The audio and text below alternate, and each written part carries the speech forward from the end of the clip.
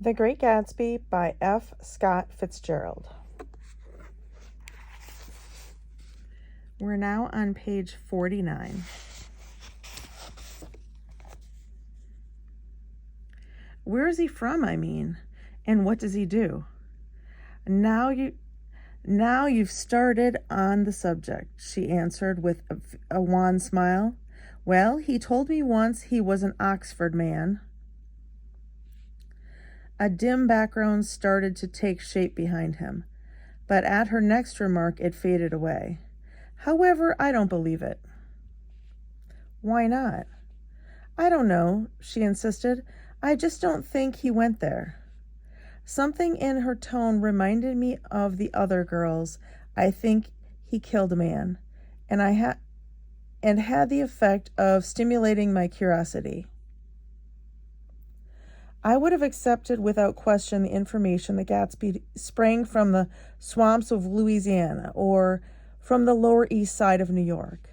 That was comprehensible, but young men didn't, at least in my provincial inexperience, I believe they didn't drift coolly out of nowhere and buy a palace on Long Island Sound. Anyhow, he gives large parties, said Jordan, changing the subject with an urban distaste for the concrete. And I like large parties. They're so intimate. At small parties, there isn't any privacy. There was the boom of a bass drum, and the voice of the orchestra leader rang out suddenly above the echolalia of the garden. Ladies and gentlemen, he cried, at the request of Mr. Gatsby, we are going to play for you Mr. Vladimir Tusov's latest work, which attracted so much attention at Carnegie Hall last May. If you read the papers, you know there was a big sensation. He smiled with jovial condescension.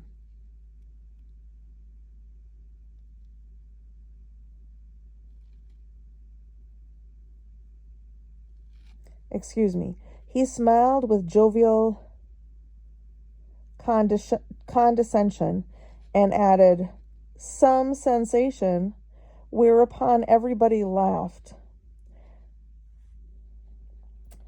The piece is known, he concluded lustily, as Vladimir Tusov's Jazz History of the World.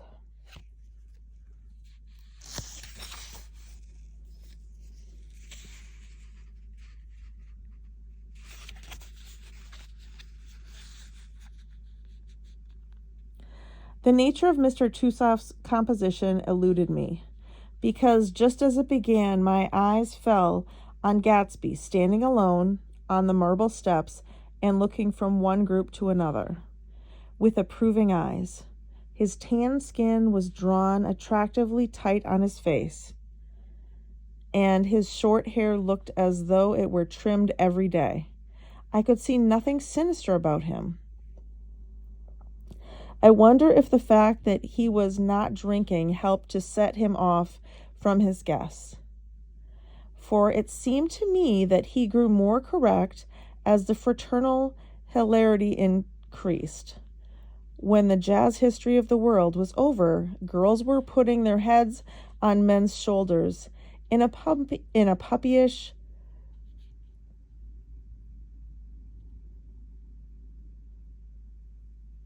convivial way. Girls were swooning backward playfully into men's arms, even into groups, knowing that someone would arrest their falls. But no one swooned backward on Gatsby, and no French bob touched Gatsby's shoulder. And no singing quarters were formed with Gatsby's head for one link.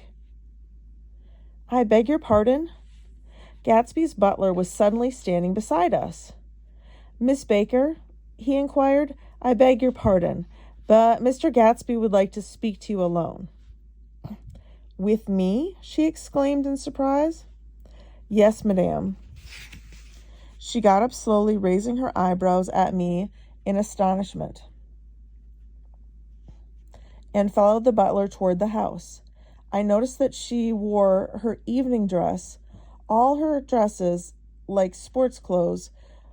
There was a jauntiness about her movements, as if she had first learned to walk upon golf courses on clean, crisp mornings. I was alone, and it was almost 2. For some time, confused and intriguing sounds had issued from a long, many widowed room which overhung the terrace, eluding Jordan's undergraduate, who was now engaged in an obstetrical conversation with 2 chorus girls, and who implored me to join him. I went inside. The large room was full of people. One of the girls in yellow was playing the piano, and beside her stood a tall, red-haired young lady from a famous chorus engaged in song. She had drunk a quantity of champagne, and during the course of her song, she had decided ineptly and that everything was very, very sad. She was not only singing, she was weeping too. Whenever there was a pause in the song, she filled it with gasping, broken sobs, and then took up the lyric again in a quavering soprano. The tears coursed down her cheeks, not freely, however, for when they came into contact with her heavily beaded eyelashes, they assumed an inky color and pursued the rest of their way in slow black rivulets. A humorous suggestion was made that she sing the notes on her face, whereupon she threw up her hands, sank into a chair, and went off into a deep, vinous sleep.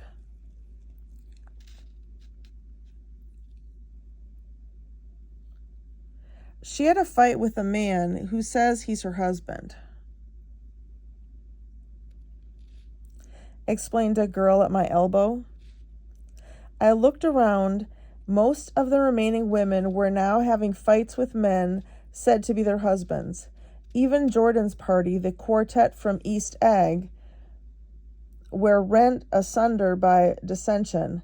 One of the men was talking with curious intensity to a young actress, and his wife, after attempting to laugh at the situation in a dignified and indifferent way, broke down entirely and resorted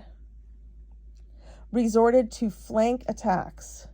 At intervals, she appeared suddenly at his side like an angry diamond and hissed, "You promised," into his ear.